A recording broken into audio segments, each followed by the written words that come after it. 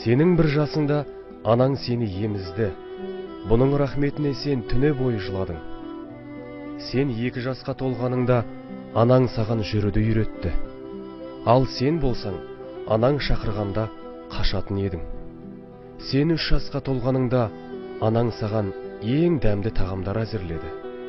Ал сен болсаң, табақтарды жерге лақтырдың. Сен 4 жасқа келгеніңде қолыңа қалам беріп, жазуды үйретті. Ал сен болсаң, дуалдарды шимақтадың. 5 жасқа толғаныңда анаң сені әдемі киімдермен киіндірді. Бұның рахметіне сен үйге кір қожалақ болып оралар едің. 6 жасқа толғаныңда анаң сені мектеп қабырғасына алып келді. Ал сен болсаң, оқымаймын деп, бақырып жылап сабақтан қаштың. 10 жасқа толғаныңда анаң сені құшағына алу үшін мектептен қашан келер екен деп сарғая күтіп отырды. Ал сен болсаң, дереу бөлмеңе қарай асықтың. Сен 18-ге толып ер жеткеніңде анаң балам есейді деп көзіне жас алды. Ал сен болсаң, мен машина мінгім келеді дедің.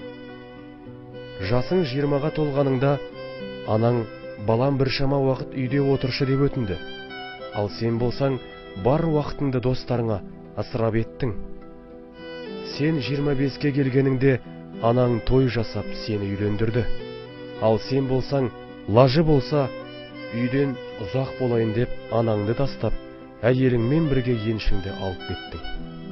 Жасың 30-ға толып бала шағалы болғаныңда анаң бала тәрбиесінде көмек бергісі келді. Ал сен болсаң, менің жеке басымның тірлігіне, жеке өміріме араласпа дедің. Сен 35-ке келгеніңде анаң сені тамақтануға үйіне шақырды. Ал сен болсаң, тығыз шаруаларым көп, уақытым жоқ дедің.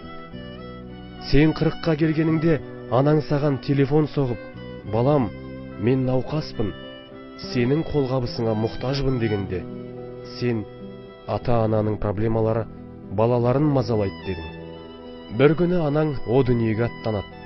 Ананың балаға деген махаббаты өзімен бірге кетеді. Білгін, ананың о дүниеге аттануымен сен үшін жәннат есіктерінің бірі жабылады. Егерде сенің анаң әлі күнге дейін тірі болса, оны жалғыз қалдырма. Қолыңнан келгенше анаңа жақсылық істе. Ол қандай сөз айтса да, анаңды бақытты қылуға тырыс. Еш уақытта анаңа ашуланушы болма. Оның саған деген махаббаты орналасқан жүрегін жаралайтын ауыр сөздер айтушы болма. Сенің жалғыз ғана анаң бар.